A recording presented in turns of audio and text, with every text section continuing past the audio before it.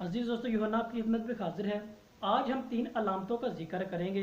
इनसे मैं और आप बखूबी तौर पर वाकिफ़ होंगे और हम बचपन से स्कूल लाइफ में, कॉलेज लाइफ में और मौजूदा जो लाइफ हम गुजार रहे हैं, इन अलामतों से वाकिफ़ हैं। वीडियो शुरू करने से कबल मैं आपसे दरख्वास्त करता हूँ कि हमारे चैनल नॉलेज यूहन्ना चैनल को सब्सक्राइब कीजिएगा ताकि हर आने वाली वीडियो आप तक बआसानी पहुँच सके। यानी वो अलामतें कौन सी हैं, यानी अलामतें क्या हैं, एक हमें बेहतरीन सबक भी देती हैं।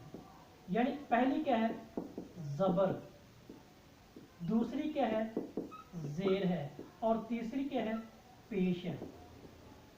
यानी ये 3 अलामतें क्या हैं, हम उर्दू जुबान अदब में लिखने के लिहाज से, बोलने के लिहाज से, समझने के लिहाज से हम इनसे वाकिफ ज़रूर हैं। शायद ये इसके पस मंज़र पे हम नहीं जाना, लेकिन आज ये अलामतें क्या हमें एक मिलकर सबक दे रही हैं। वो सबक क्या है, यही थोड़ा सा जानने की कोशिश करेंगे। यानी ज़बर से मुराद क्या होता है, ज़बरदस्त, यानी ये किसी भी लफ्ज़ के ऊपर लिखी जाती है।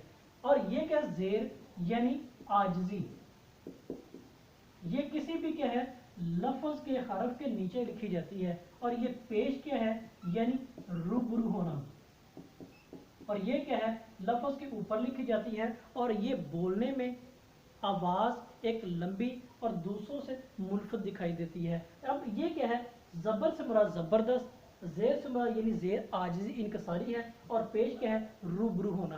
ये तीनों अलामतें क्या हैं, वो कहती हैं कि ज़बर से ज़ेर हो जा, क्योंकि आगे पेश भी होना है।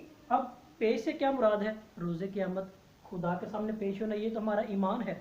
हम कहते हैं कि हमने इस जो नामा इमाल है, हमारे इसका हिसाब देना है, वो रोज़े क़यामत खुदा के रूबरू देना है। यानी ज़बर से मुराद जब आपके पास अख्तियार है, आपके पास अख्तियार ज़बरदस्त मौजूद है, आपने क्या करना है, आजिज़ी और इनकसारी का मुजाहिरा करना है। अगर ना किया, अगर किया है या नहीं किया, क्योंकि आगे रूबरू हमने खुदा के पेश होना है।